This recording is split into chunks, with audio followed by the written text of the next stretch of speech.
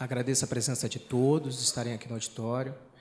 Hoje terá o evento que vai percorrer todo o dia, com diversas palestras feitas em língua de sinais, baseado tanto na parte teórica do ensino de Libras, experiência dos professores da UFRJ, Universidade Rural, e também alguns das experiências dos professores da UFRJ, que estão presentes aqui. Sim, vai ocorrer durante todo o dia, relacionado a didáticas.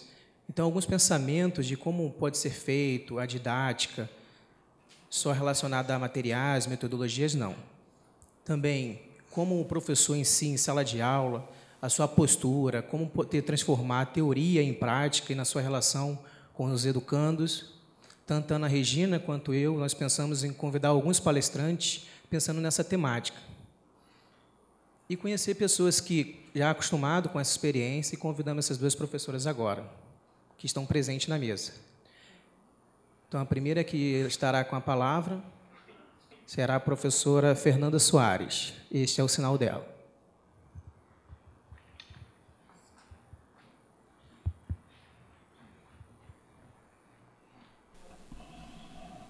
Então, bom dia. Primeira coisa, eu gostaria de agradecer à equipe organizadora, ao Ramon, à professora Ana Regina, que me convidaram.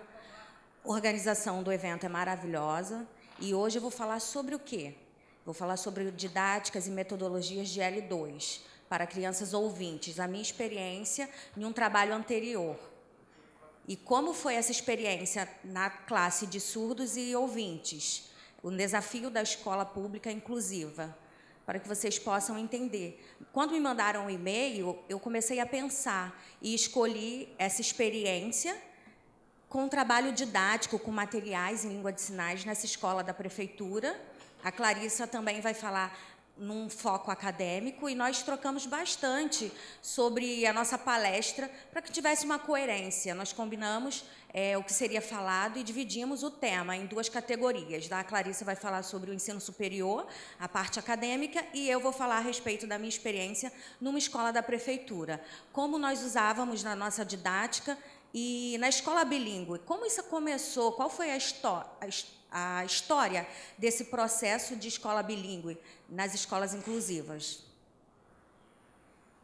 Há muito tempo, a escola inclusiva, ela normalmente via o surdo de uma forma preconceituosa, de uma forma em que ele não se sentia parte do todo.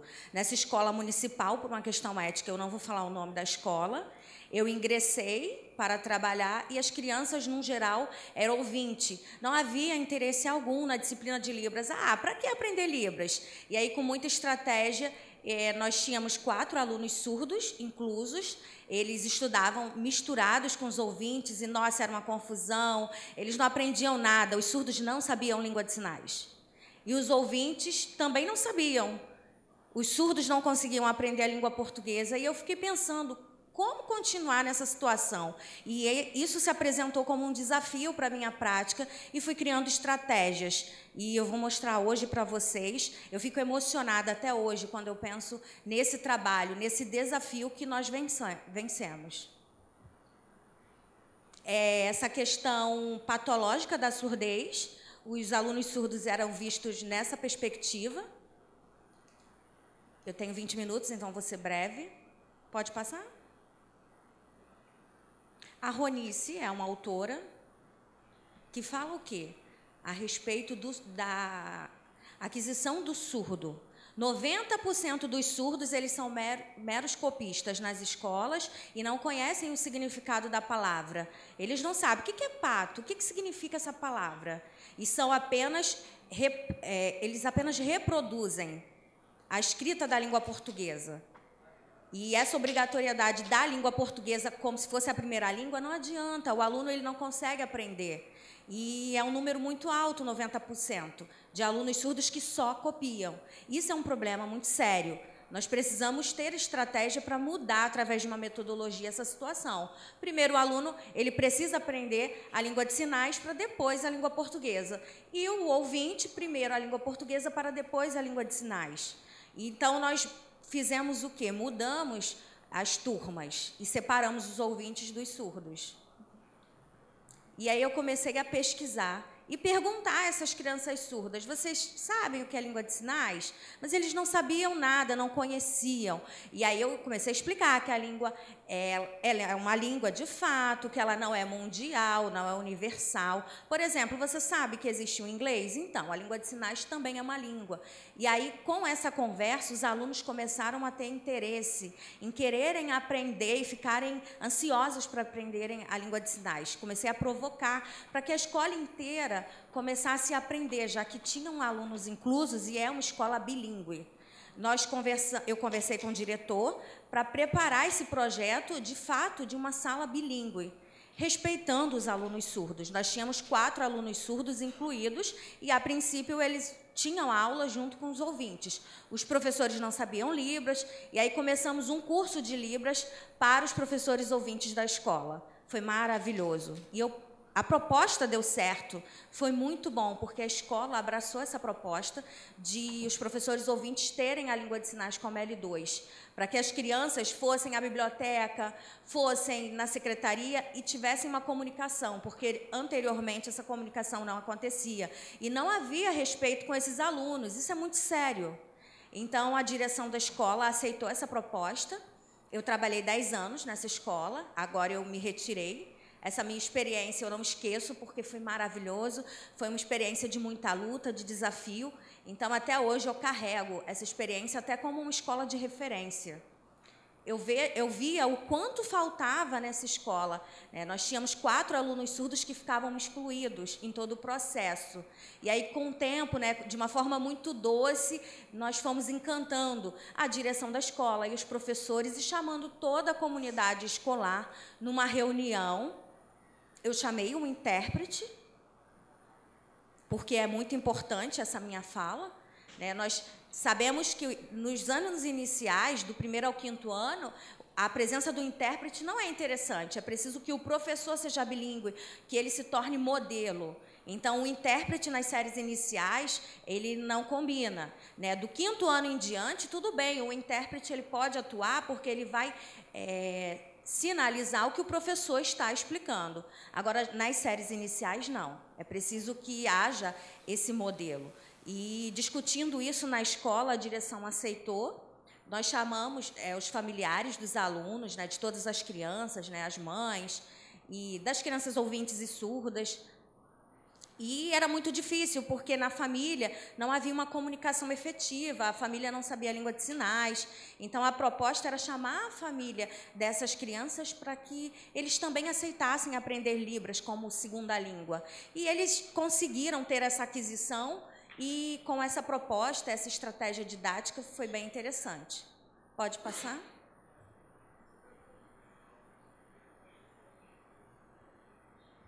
E aí, pensando nesse cenário, essa experiência dos professores, numa sala de aula onde a comunicação não fluía, nós pensamos numa proposta visual, de usar muita imagem, porque as crianças ouvintes, elas também poderiam seguir esse modelo. Então, com muita conversa, conseguimos separar a turma dos surdos com os ouvintes, e nós tínhamos um momento da aula de Libras em que os alunos surdos e ouvintes participavam juntos. Eu era a professora da turma, eu ensinava Libras, e nesse momento nós esquecíamos da língua portuguesa. Os ouvintes e os surdos, na sala de Libras, aprendiam Libras, porque esses alunos surdos, eles, apesar de serem surdos, não sabiam língua de sinais. Então, era possível ensinar tanto aos surdos quanto aos ouvintes. E aí eu observava a produção, eu deixava muito livre para que eles tivessem uma autoestima e conseguissem produzir. Eu não ficava corrigindo, você está errado. Não, eu deixava livre para que eles pudessem ter uma produção. E os ouvintes, de uma forma muito natural, trocavam com os alunos surdos, e esse aprendizado foi acontecendo de forma mútua, e ambos foram se desenvolvendo, ouvintes e surdos, de forma a ter influência. Os professores de língua portuguesa sabiam língua de sinais. Então, depois que houve essa aquisição de língua de sinais, o professor de língua portuguesa começou a ensinar de uma forma bem didática, numa pedagogia visual, a língua portuguesa como L2 para esses surdos.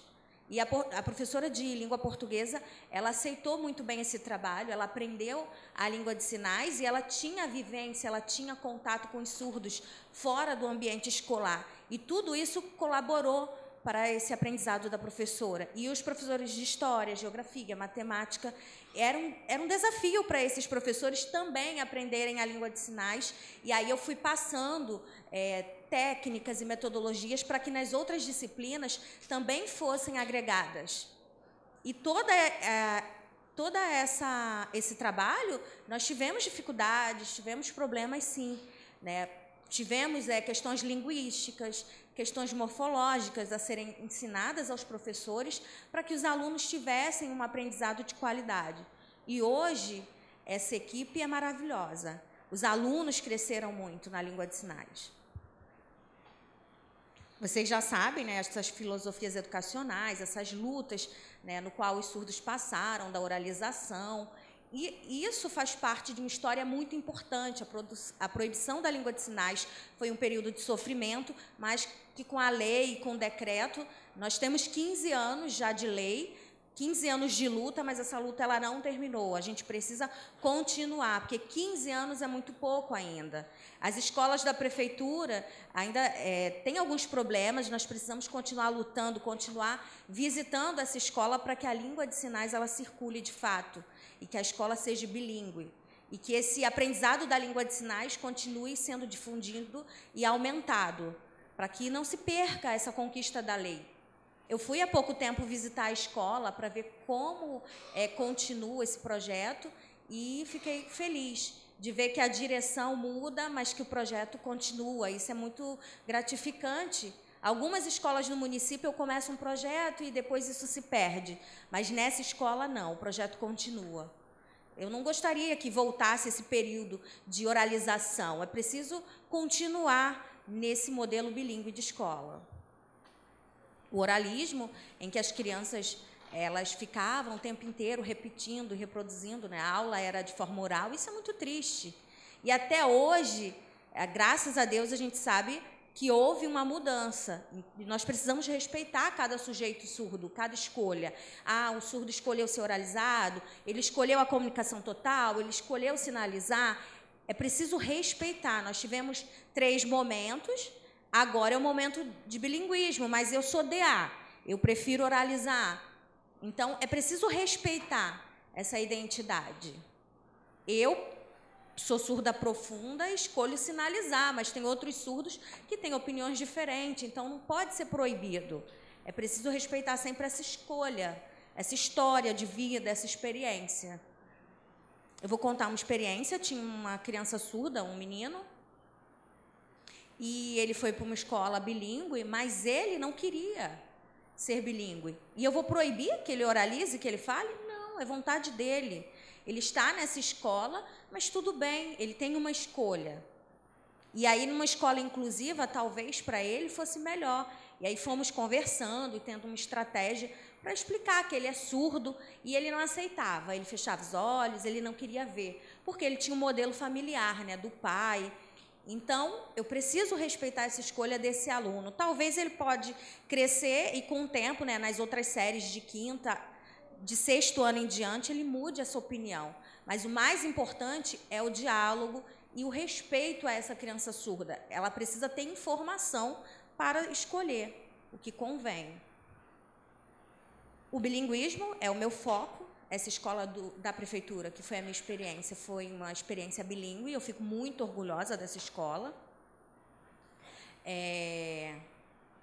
Temos em Palhoça também escolas bilíngues, e em alguns estados, Fortaleza, Porto Velho, em alguns estados nós temos experiências, em Belo Horizonte, e eu participo dessa luta de os surdos terem essa educação bilíngue, essa sala bilíngue. E lá no município, até hoje, os professores sabem Libras, e foi uma conquista, né? Tomara que isso continue por muito tempo. Torço muito para que esse projeto não se perca, porque outros surdos podem ir estudar, então esse projeto não pode perder. Independente da mudança, a gente precisa continuar incentivando para que na prefeitura esse projeto continue e para que a família fique envolvida e aprenda a língua de sinais Porque a família tem a criança surda e precisa saber. Como eu expliquei, a Ronice, ela fala dessa importância da língua de sinais, da aquisição, como L1, e 90% na pesquisa dela foi detectado que são surdos que são apenas copistas, porque não tem a L1 constituída, e se ele não tem essa L1, não adianta ensinar português, que não vai acontecer. Ele não vai conseguir por causa desse atraso linguístico. Ele não vai saber o que significa aquela palavra. Ele não vai entender. Então, o principal para sanar essa dificuldade é justamente ensinar L1, a língua de sinais, né, respeitando a língua desse surdo, para que depois ele faça essa construção. Essa troca na escrita da língua portuguesa do surdo acontece, é importante ter consciência. Às vezes, alguns professores vão corrigir prova e, nossa, ele escreve errado. E não é assim. A Clarissa vai falar de uma forma acadêmica como funciona esse conhecimento e essa correção de língua portuguesa para surdos. Então, uma coisa para que vocês reflitam, né? No inglês e no espanhol são línguas. E por que a língua de sinais talvez não seja tratada como língua? É preciso pensar, mestrado, doutorado, exigem uma língua estrangeira, espanhol e inglês. Mas por que a língua de sinais não constitui como uma língua obrigatória? A língua de sinais é uma língua como as outras. É um idioma. Então, há pouco tempo, na UFRJ, nós tivemos uma prova de doutorado e o candidato ele podia optar pela língua de sinais como o idioma escolhido. E eu parabenizo essa iniciativa. Fico orgulhosa, né, na construção de um artigo. Ele pode escolher a língua de sinais como a sua língua estrangeira. Ele pode escrever o artigo e sinalizar o seu resumo. E na UFRJ é uma iniciativa. Nós precisamos que essa iniciativa cresça em todo o Brasil, porque a língua de sinais é uma língua de fato. Precisamos continuar lutando como um idioma. Nós somos surdos, fazemos mestrado, enfim, somos obrigados a escrever em língua portuguesa. Então, não é assim, a gente precisa lutar. Isso é uma coisa muito séria para uma luta futura. Temos o inglês e o espanhol como língua reconhecida, mas por que a língua de sinais ela fica inferiorizada? É uma língua como outra qualquer. A professora ela aprendeu a língua de sinais e sinalizando na sala, mesmo que os alunos sejam ouvintes ou surdos, ela se torna um modelo. Professor de matemática, história, geografia, dá aula o tempo inteiro em língua de sinais, e isso é muito bom. Até hoje, matemática, geografia, todas as disciplinas dessa escola sinalizam. Eles explicam em língua de sinais, as crianças ouvintes também prestam atenção e a aula ela é visual, a metodologia é visual, é uma aula adaptada, porque nós estamos falando de uma escola bilíngue, e isso é um processo muito bom. Educação inclusiva. Antes nós tínhamos apenas a inclusão, onde o surdo ele não tinha língua de sinais. E aí haviam muitas barreiras e muitos problemas. Agora, a escola só ser inclusiva não adianta. A escola precisa ser bilíngue. Nós sabemos que temos a escola inclusiva com sala bilíngue. Tudo bem, não adianta só o aluno surdo ser incluso numa turma regular de ouvintes, porque não vai acontecer esse aprendizado. Os ouvintes e os surdos têm uma língua diferente, um aprendizado diferente. Então, é preciso tratar o português como L1 e como L2 para esse público que é diferenciado. Então, é muito difícil, não é fácil ter uma aceitação da direção e mudar essa perspectiva. Português como L2, essa é a minha experiência. Nessa foto, eu gostaria de esclarecer que eu tenho autorização dos responsáveis guardado numa pasta, e aí eu posso mostrar a foto dos alunos, e se alguém questionar, eu tenho como provar que a família me autorizou. E por isso, na minha palestra, eu coloco a imagem, porque às vezes, se eu não avisar, as pessoas podem questionar esse uso da imagem dos alunos. Ali são alunos ouvintes, todos ouvintes, e eu era a única surda naquela sala. Eu não precisava de intérprete, eu dava aula o tempo inteiro em Libras, explicando morfologia, explicando a gramática da língua de sinais, parâmetros, as configurações, e a turma se desenvolveu muito bem. E depois nós temos a troca de professores, e aí tem o professor de matemática, geografia. Eu era apenas a professora de Libras. Foi bem difícil, mas os professores aceitaram essa proposta. E então, sempre nós tínhamos, né, uma discussão teórica, e a escola ela foi, de fato, inclusiva, e ela aceitou que os professores trabalhassem nessa perspectiva bilíngue. Eu era a única surda, e até os ouvintes sinalizavam. Porque se os ouvintes falassem, os surdos ficavam excluídos. A escola mudou essa perspectiva da língua, a perspectiva do aluno surdo de uma forma diferenciada. Eles não são vistos de forma patológica nessa escola. Tem uma menina que ela tem problema físico, né, motor. Ela tinha muita dificuldade, ela é ouvinte. E aí eu ia até ela para ter uma estratégia mais individual e ensiná-la. Como tratar dela. Também tem um surdo cego. A professora ali é ouvinte nessa foto, professora de português. E eu sempre estava auxiliando a aula dela. Nós trabalhávamos em parceria para construir essa metodologia visual para os surdos e para os ouvintes. E a professora ela explicava o conteúdo, e eu trazia materiais sobre a ronice, sobre o bilinguismo, para explicar essa professora. E, com o tempo, as crianças surdas conseguiram produzir em língua portuguesa e os ouvintes conseguiram produzir em língua de sinais. Foi uma experiência muito positiva.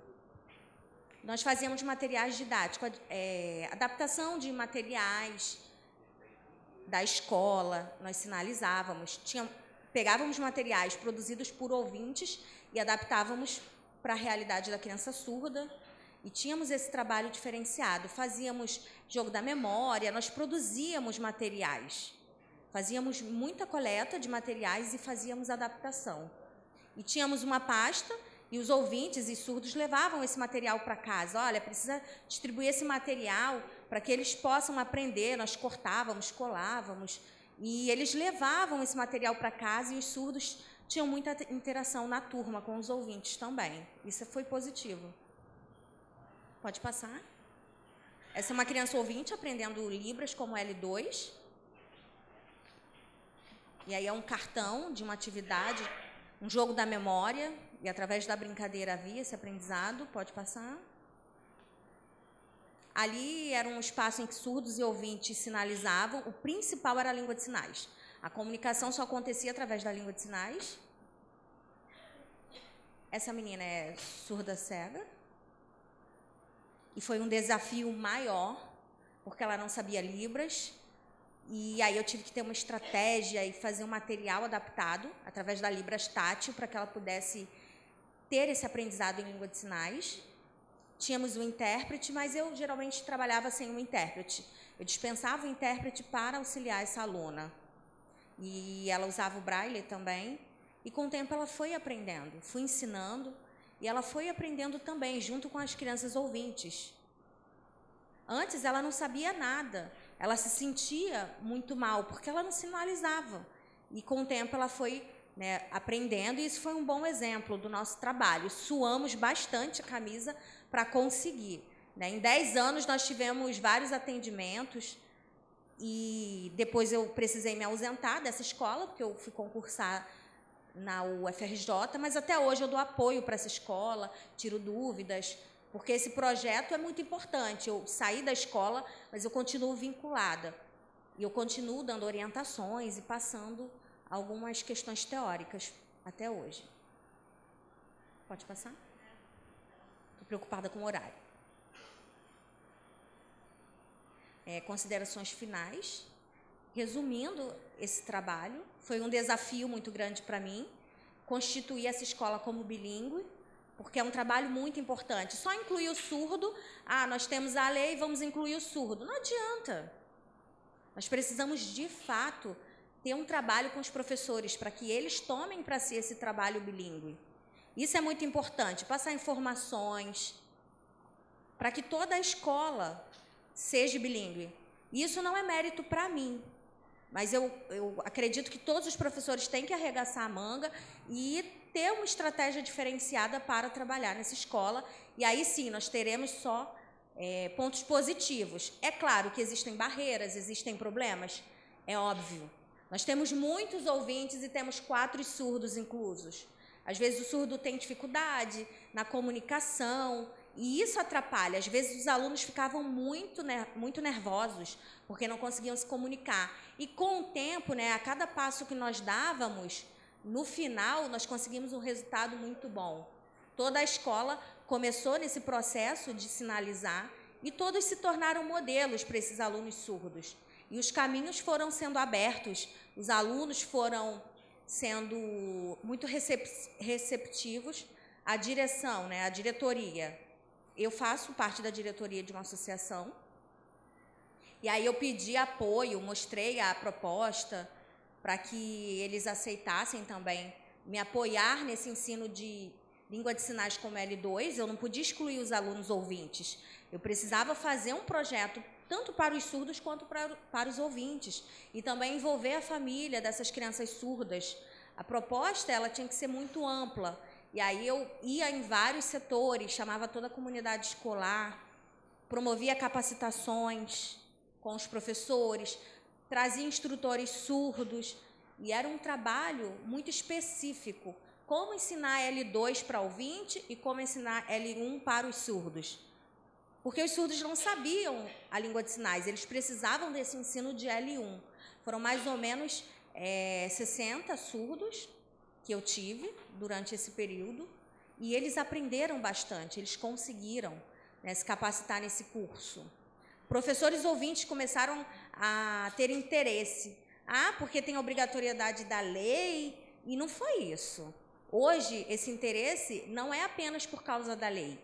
E os professores das disciplinas, que trabalham muitas horas, eles começaram a ter esse aprendizado. Não é um aprendizado de meses. Para conhecer a língua é preciso aprender há anos, 2, 3 anos, ter contato fora do momento de sala de aula. E, com o tempo, nós fomos chamando os surdos e agregando aos sábados também aula, capacitações, muita aula específica de como ensinar a língua de sinais para pessoas ouvintes, como L2, metodologias visuais, e aí nós mostrávamos filmes. Não é só ensinar sinais, oi, tudo bem? Ficar ensinando vocabulário, não é isso. Ensinar a língua de sinais é uma questão linguística, requer muita teoria. Nós temos gramática, morfologia e sintaxe, uma série de pontos a serem trabalhados com os ouvintes, e não só vocabulário. E a minha experiência na UFRJ, eu ingressei e fui ensinar como professora de Libras, no Parfó. Nessa plataforma, como assim? Os ouvintes questionavam, como assim Libras? Enfim, com o tempo, nós conseguimos, a equipe de professores da UFRJ, fazer com que os alunos ouvintes, de fato, tivessem interesse. Porque eles serão professores, eles irão trabalhar em escolas públicas e precisam aprender a língua de sinais, sim. Nós temos a Letras Libras, mas nós temos as disciplinas de Libras que são de forma acadêmica, não é nada tão básico. Nós temos Libras 1, 2, 3, 4, são módulos. Temos o Letras Libras também. No início, os ouvintes não sabiam nada, e aí, com o Parfó, foi possível que esses ouvintes começassem a aprender a morfologia e toda a gramática da língua de sinais. Com o tempo, essa plataforma foi muito mais acessada. Tem alunos do 5º, do 7º período que já sinalizam que são fluentes e conseguiram desenvolver através dessa estratégia de ensino, através do material didático, de toda essa metodologia. A UFRJ tem esse trabalho com os alunos de bacharelado, e muitos alunos eles chegavam sem saber nada e, com o tempo, se tornaram sinalizantes, conseguiram se desenvolver. Isso é uma outra experiência na UFRJ. Eu torço para que todas as universidades e escolas públicas comecem a ter essa língua de sinais de forma obrigatória, mas não só por uma questão legal, mas por uma questão de incentivar o interesse. É só isso. Muito obrigada a todos pela atenção. Obrigada.